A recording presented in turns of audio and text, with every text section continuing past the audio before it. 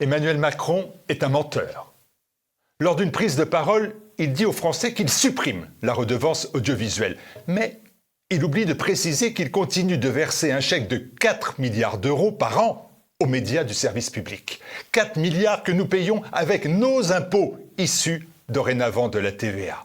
On veut donc nous faire travailler 2 ans de plus parce qu'il manque des milliards dans nos caisses de retraite, mais des milliards partent en fumée pour financer les copains et les coquins de l'audiovisuel public.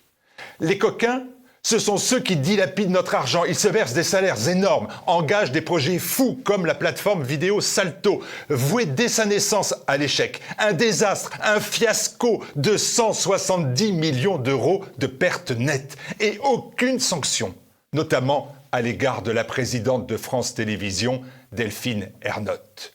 Les copains, ce sont ceux qui profitent de notre argent. Comment expliquer que le service public a donné de l'argent pour plus de la moitié des productions de Bernard-Henri Lévy, des centaines de milliers d'euros déversés en pure perte pour lui, mais aussi pour les documentaires de son épouse, mais aussi pour ceux de son principal associé? Comment expliquer cet abus de copinage de la part de la firme BHL? Le plus grand milliardaire dans les médias avec Drahi, Bouygues et les autres, c'est l'État. Et l'argent de l'État milliardaire, c'est celui des contribuables, vaches à lait, qui financent contre leur gré de la propagande 24 heures sur 24 et 7 jours sur 7. Plus un centime pour le service public, telle doit être la mission de ceux qui veulent relever la France. Pour TVL, il s'agit, malgré les intimidations, de rétablir une information libre, authentique, exemplaire, vérifié, pluraliste, désendoctriné, TVL contre les menteurs. Pour cette action essentielle, nous n'avons pas l'argent de l'État, ni celui des oligarques ou des banques. Nous ne disposons que du soutien de nos téléspectateurs. Et nous faisons face, en ce mois de juin, à une situation très compliquée. Il y a le coût normal de la multiplication de nos programmes avec plus d'enquêtes, de créations, de nouveautés pour une télévision véritablement généraliste. Il y a le poids de l'inflation qui nous frappe tous. Et il y a aussi un vrai coup dur avec l'explosion de nos factures d'électricité.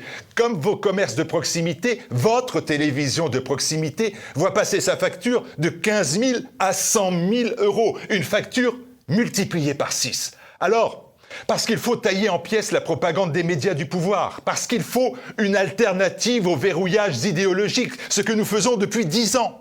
Il nous faut absolument obtenir de nouveaux moyens, financer TVL. Depuis 10 ans, TVL a fait la preuve de son utilité pour établir les vérités et confondre les menteurs. Alors, téléspectateurs et amis de TVL, bougez-vous, mobilisez-vous, financez TVL contre les menteurs. C'est la seule solution.